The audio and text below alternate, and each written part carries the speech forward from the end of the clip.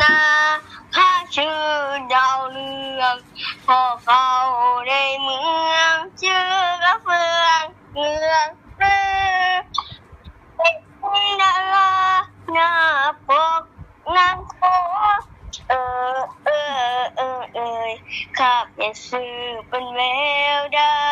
วแววดาวเรืองหรือนาแววดาวที่สุดหมดสา